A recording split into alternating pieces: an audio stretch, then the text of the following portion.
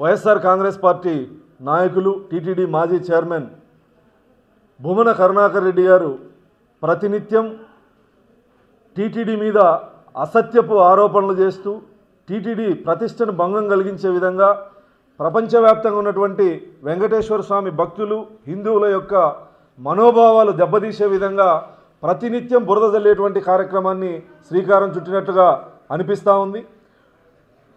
ప్రస్తుత టీటీడీ చైర్మన్గా బిఆర్ నాయుడు గారు బాధ్యతలు తీసుకున్నప్పటి నుంచి లేదా కూటమి ప్రభుత్వం గౌరవ ముఖ్యమంత్రి నారా చంద్రబాబు నాయుడు గారు ముఖ్యమంత్రిగా బాధ్యతలు తీసుకున్న తర్వాత టీటీడీని ప్రక్షాళన చేయడం జరిగింది. సామాన్య భక్తులకి అవకాశం కల్పించే విధంగా తిరుమలని పవిత్రతని కాపాడుతూ భక్తులకి అన్ని అవకాశాలు సౌకర్యాలు కల్పించే విధంగా అనేక మార్పులు చేర్పుల్ని బిఆర్ నాయుడు గారి నాయకత్వంలో చేయడం జరిగింది. గౌరవ ముఖ్యమంత్రి గారు స్పష్టంగా పాలక మండలి చైర్మన్ గారికి పాలక మండలి సభ్యులకి ఈవో గారికి అడిషనల్ ఈవో గారికి స్పష్టమైన ఆదేశాలు ఇవ్వడం జరిగింది.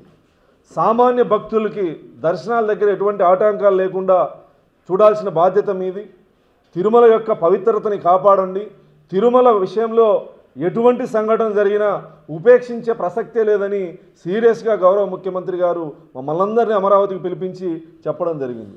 గతంలో భూమన కరుణాకర్ రెడ్డి గారు చైర్మన్గా ఉన్నప్పుడు కానీ లేదా సుబ్బారెడ్డి గారు చైర్మన్గా ఉన్నప్పుడు కానీ ఇష్టానుసారం వివిఐపి టికెట్స్ అమ్ముకోవడం ఇలా గందరగోళాలు సృష్టించినటువంటి భూమన కరుణాకర్ రెడ్డి గారు వాళ్ళు చైర్మన్గా ఉన్నప్పుడు ఏ రకంగా అయితే అవినీతి అక్రమాలు దుర్మార్గాలు జరిగాయో ఇప్పుడు కూడా అవే జరుగుతున్నాయేమో అనే ఒక భ్రమలో ఆరోపణలు చేయడం జరుగుతుంది. బిఆర్ నాయుడు గారు బాధ్యతలు తీసుకున్నప్పటి నుంచి చైర్మన్గా ఆయనకున్నటువంటి 100 టికెట్లను కూడా సంపూర్ణంగా ఆయన తీసుకున్నటువంటి పరిస్థితి లేదు. మీరు ఎవరినైనా విచారించుకోవచ్చు. 50-60 టికెట్లకు మించి ఆయన వాడుకోలేదు. బోర్డు మెంబర్లు కానీ లేదా అధికారులు కానీ గత ప్రభుత్వంలో ఏ రకంగా అయితే దుర్మార్గాలు జరిగాయో గత ప్రభుత్వంలో ఏ రకంగా అవినీతి అక్రమాలు టికెట్లు అమ్ముకొని ఎమ్మెల్యేలు మంత్రులు చిత్తూరు జిల్లాకు సంబంధించిన వాళ్ళు రోజా గారు కావచ్చు ఇతరులు కావచ్చు ఏ రకంగా అయితే జరిగాయో అవన్నీ అరికట్టే విధంగా ఎక్కడా కూడా ఒక టికెట్ కూడా అన్యాయక్రాంతం కాకుండా ప్రస్తుత పాలక మండలి చర్యలు తీసుకోవడం జరుగుతూ ఉంది. సామాన్య భక్తులకు అన్ని సౌకర్యాలు కల్పిస్తూ ఉన్నాం.